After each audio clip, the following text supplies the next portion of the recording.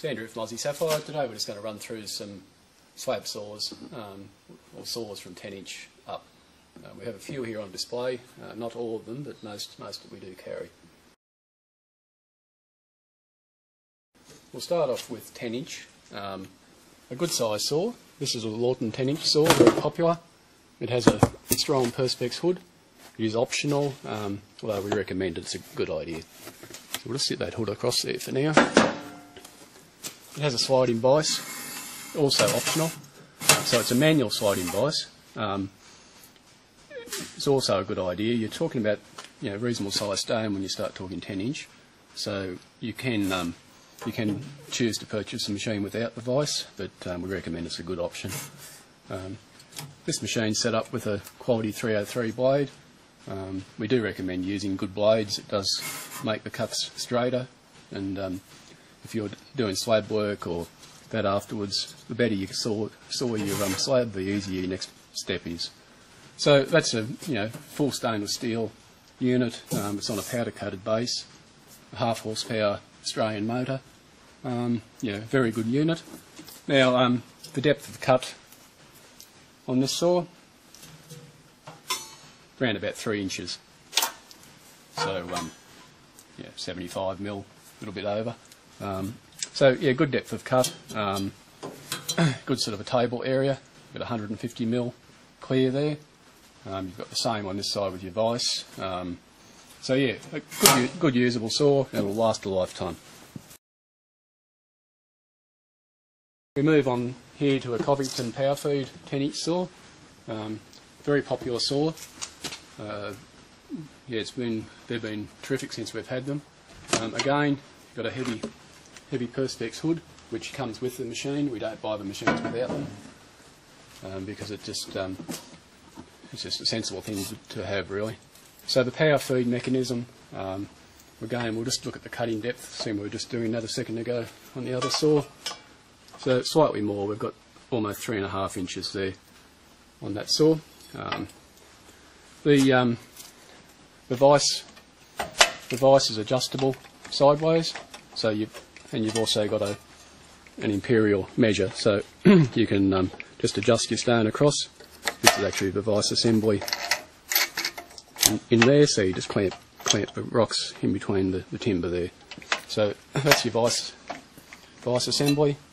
It just works on an electric power feed. It's a single speed. It's got a safety clutch. So this is your worm. It actually feeds the unit. So you just bring your saw back to where you want to start. You put the little drive clip in. It'll just drive its way along, and you set your stop here. As soon as it reaches that stop, it'll just stop the machine. So you can just set the machine, walk away, come back with your finished cut. Very good machine.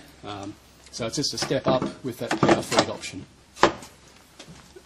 It should be noted that there's a reasonably big hole on the sides. Some people do prefer just to put a little bit of light plastic sheet in there, so you can still get your hand in to operate with the machine stopped, but stop a little bit of oil from going around.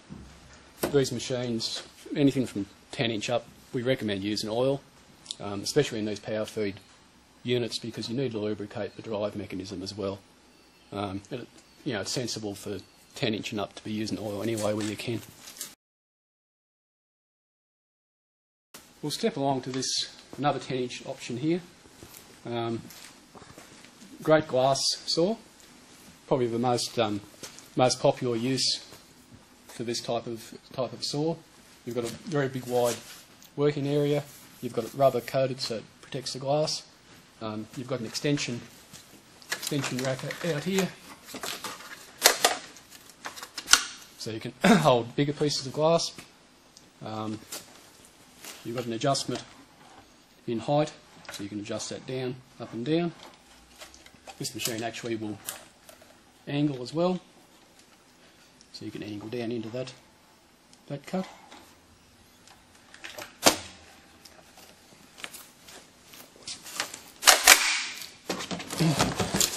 It's got a large drip tray that's easy to get out and clean, and large drain.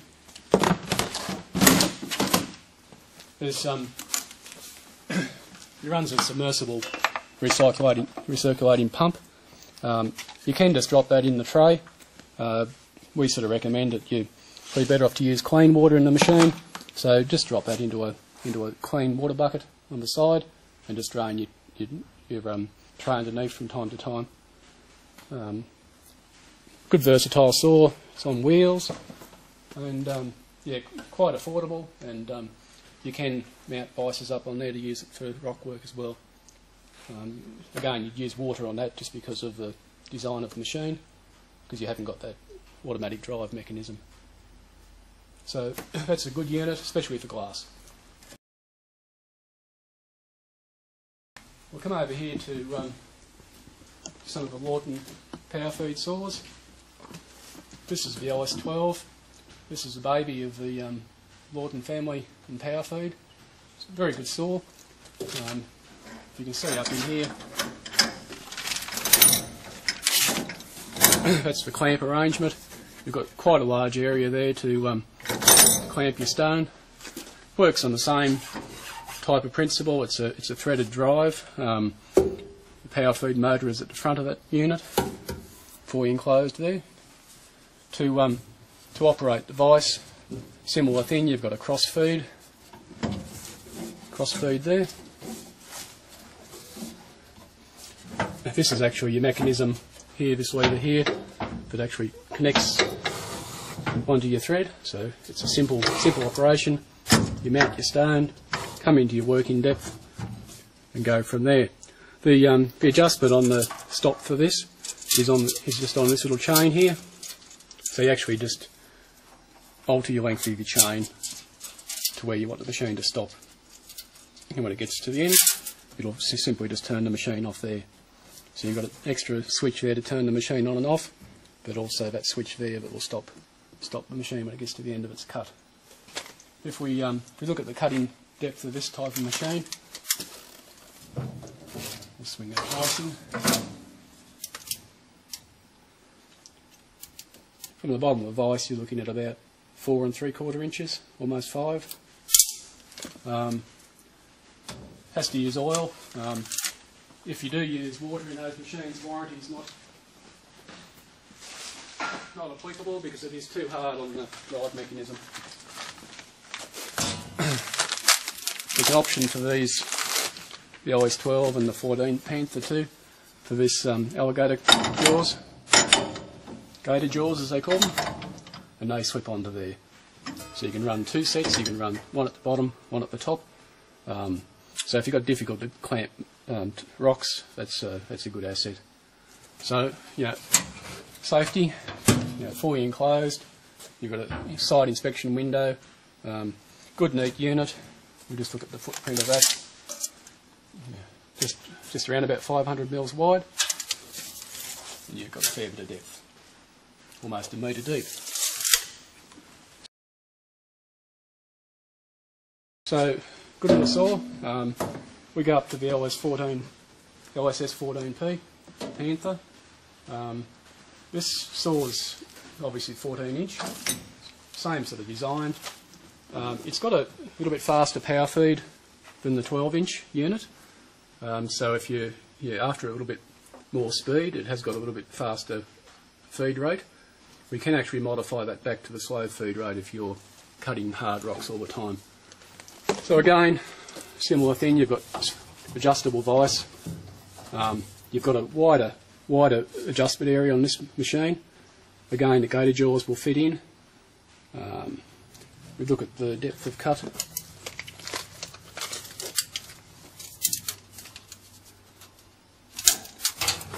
Exactly the same design. You're probably looking at about 5 3/4 inches depth of cut there. You've also got a dressing mechanism on this machine. You can use that dressing mechanism with the hood closed, which is a good feature. So you can operate that from outside. Otherwise, with the smaller machines, you'd just dress by putting the dressing stick in the vise. Again, we put 1/2 horsepower motors on both these units, and yeah, they're a good machine. Not much bigger. 600. Well, again, you'd want a good metre of depth.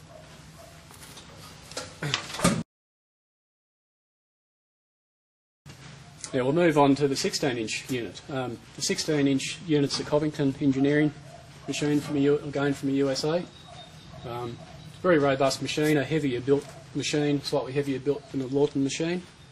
Covington have been making machines since 1848, and yeah, you can tell it in their workmanship. So we look at this machine. Again, got a good quality MK blade. Covington put their own sticker on, but that's basically what it is. Device arrangement on this machine. So you've got a quick adjustment there to get close to your vice area, and then clamp it up. So quite a good usable vice system. Again, a cross feed. Good width of cross feed. Again, the same type of mechanism. You've got the same clip type drive, the electric drive motors at the back, only single speed for your feed, and you start the machine there, and you set the stop there. When the vice gets back to that, it will simply stop the machine. So your depth of cut is of course increasing.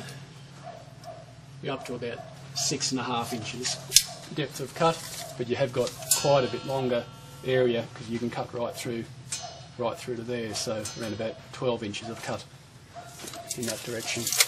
I've just got that hood tied up there because it won't quite fit in the pallet rack, but I'll just drop that down so you can see how she closes.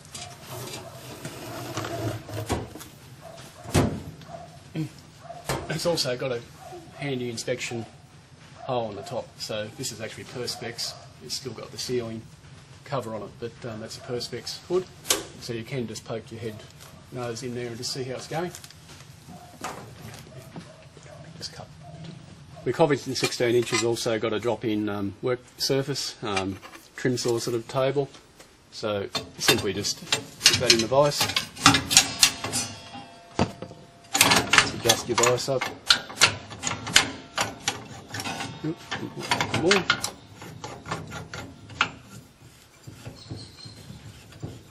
So just adjust your vice up firmly there, and just centre your work surface there, and just adjust that through there, and set your stop back here. So this can actually give you a little bit of trim work. Yeah, really, I don't consider it a full trim saw, but it does give you that ability to do some hand work if you need to. You can, of course, run a 14-inch blade in here as well, and still end up with a good depth of cut. So that's the Lortone 16-inch. I should just show you the vice assembly. This spanner will come with the machine. One set of these won't be usable on this particular machine, so it fits two different machines. So that just fits on that vice. If you get a rock in there that's it's been done up too hard and you can't actually get that undone again, it's just a handy tool to be able to release that. You can use to nip it up a little bit, but don't over tighten. But just disregard the prongs that don't fit this machine. They fit their bigger machines as well. So that's that unit. So we'll just stop there.